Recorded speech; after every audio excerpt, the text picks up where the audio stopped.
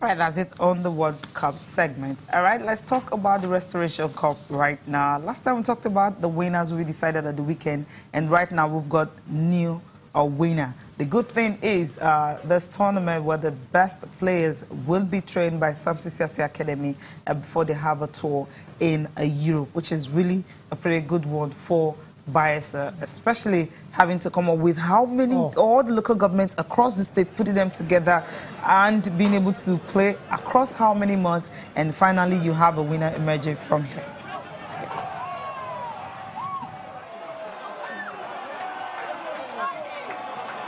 In Bayelsa, like Cecilia said, a lot of teams are featured in this one. At the end of the day, it's just one team standing. And Shola, you see this kind of tournaments, I mean, very laudable. I mean, it helps to develop the community, engages and the youth that have boundless energy. And if only we could see more situations like this across the country, then it will be good for Nigeria. The Restoration Cup is obviously sponsored by the state government. Correct. Powered by the state government. That's the goal there. It shows that they've gotten talent from across the whole state. The state. We're talking Bayelsa State, right? Yeah. Now, this is what we need for Nigerian sports.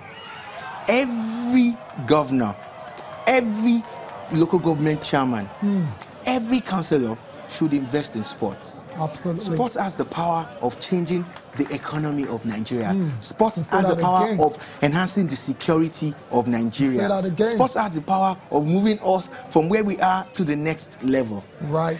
And we keep playing with sports as if it's for leisure. Yeah. Sports is big business. Yeah. So, Restoration Cup, thank you very much, because people need to understand that we have two types of sports. We have elite sports and we have grassroots sports. Absolutely. And this is grassroots sports, which I really love a lot. And I think a lot of more people should focus their budget, their attention and everything on grassroots sports. Yeah.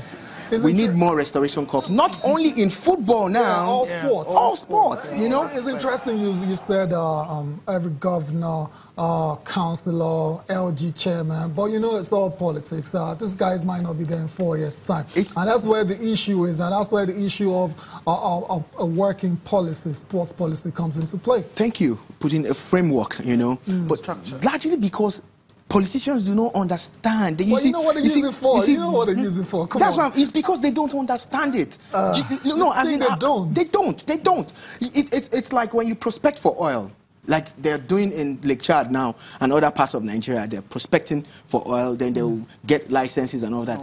And they now tell you, oh, for the next 40 years, you can get X number of crude from this well, Abi. That's what sports is. If they understand how big sports can be, you know, the population of Nigeria has more youth than it has older people. Correct. Under the age of 45. You understand? So, how do you engage them? Do you think it's only the formal sector that can engage them? No, that's why we're failing. You know, because the sports industry is an industry. Yeah. So if we create the structures and we put the enabling environment there, you will find kids. Look, we all go to the stadium, we see people roller skating, playing rugby, and all sorts of stuff. So now let's go and empower them and create an industry. Look at Fiji. Where did Fiji come from in rugby? I mean, now on the 20, the senior teams, Fiji, rugby sevens, it's Fiji. And it's bringing a lot of awareness to rugby in their country, and people are getting employed and making money. They're getting better. And some people never knew there was a country like Fiji before rugby. Let's get reactions from there. I'm shown cultism, I'm shown abuse, I'm channeling your very productive energies towards things that can bring credit and glory. First to yourself, to your families, to your communities, to your local government areas, to our states, to the joint nation, and to Nigeria. This is what this competition embodies. Define the talented footballers in the nooks and crannies of these states and harnessing them together. And this competition, I think, so far has been able to achieve that goal. We have been able to identify some very good players that, in fact, our darling team, Bayelsa United, currently is set to sign some of them. We witnessed for the first time in a very long time a jam-packed stadium with even more people outside than inside. That has shown that Bayelsans love good football, and they were eager to come and support their darling team to the end of the tournament. I feel great. All right, they feel great, they're happy about it, and hopefully they can keep it going, and there is a structured policy to maintain this even when the governor is no longer there. Yeah. All right. So let me just chip in. Governor's Cup Lagos has been running for about 16 years or so now, or more, because it is structured to run like that.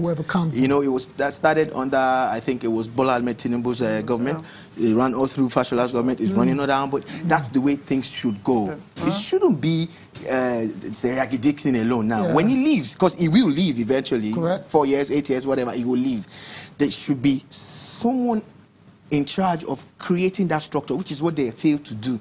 At times, they just quickly put these tournaments together to show that we're working. No, you need to build structures. You need to put things in place, put people in charge of those things also, so that, you know, it continues to go. I'm happy, and I must say they're not doing badly in Bayelsa. They're doing well with wrestling also. They're doing a lot of stuff, and same goes for River State. Let every other person just get on board. There's money to be made from sports now. So much money. Right, we'll go for a break now. We'll come back. We'll be talking about the Super Falcons.